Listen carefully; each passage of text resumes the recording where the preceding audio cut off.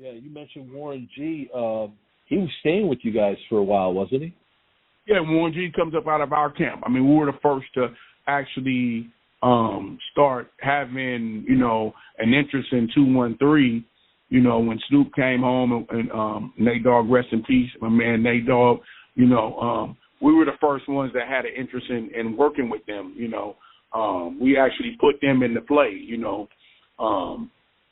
Snoop, Dr. Dre came to me and asked me, he wanted to work with this kid, Snoop, and he said, what did I think? And I was like, I think the kid's incredible. You know what I mean? I was like, I think he's incredible, man. I think you should work with him.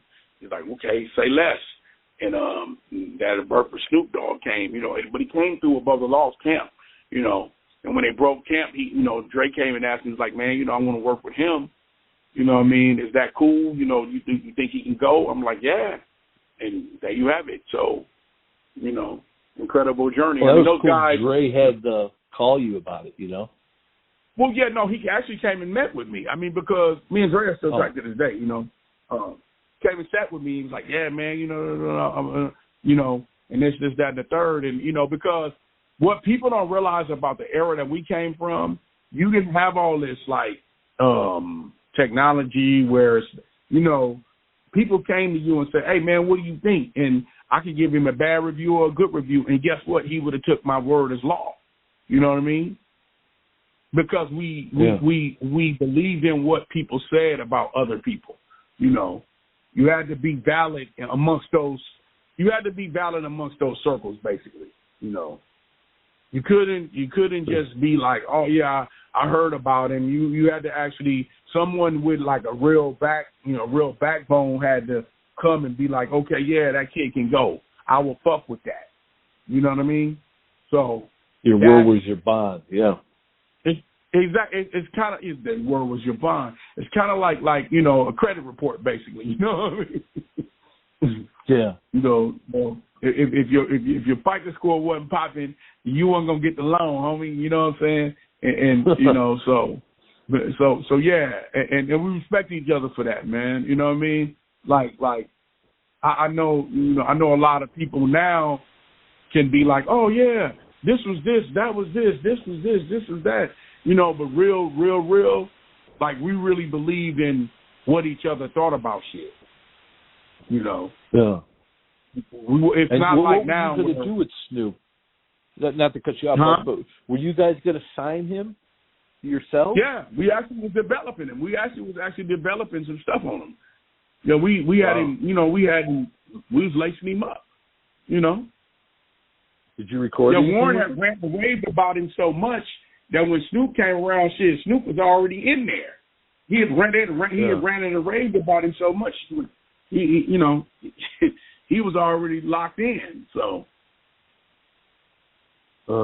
did you get to record with those guys? Say it again. Did you guys record anything? Well, we just hung out for a spell. Like we were working on For the Funk of It when they came around, and when we wrapped up doing the EP, we was gonna start with Snoop. But we already had him locked in, negotiated, did some stuff. We hadn't recorded. We was booked. We was set to book studio and all of that stuff. Wow. Yeah. That could have been a whole different outcome right there. I hadn't had him in yet because we hadn't got past that preliminary stage, but we was already developing like music and stuff for him. That's amazing, man. Yeah. It's a funny set of circumstances that when Snoop came around, that's when everybody fell apart. That's when N.W.A. broke up. That's when, all the whole thing happened kind of like simultaneously. It's like kind of crazy that like it all happened in that zone. It all happened in that, like, it happened all at that same time. Man. And you had no idea though that you had no idea that the protege you were working with was about to be on a diss record against your mentor a few months later. No, because it wasn't. The thing about that is that hadn't even came to fruition yet. You got to realize when Snoop came around, Snoop was around when N.W.A. was together, and we all were collectively together. When it all fell apart, that's when the cliques separated. So when the cliques separated, then people pick and choose sides. You know how it go. So And that's just where the chips laid, you know. Because at the time, you have to realize it was cool because me and Dre still was one-to-one talking. It didn't get where it was totally separate until like after the whole little breakup came, where Dre ended up leaving and they started Death Row and then they developed Death Row. That's when that kind of came all to light. Make sure to subscribe to the channel, hit the bell for notifications, like, comment, share. Also go over to ugsforlife.com, download the entire archive, and check out new episodes on Apple Podcasts and Blog Talk Radio.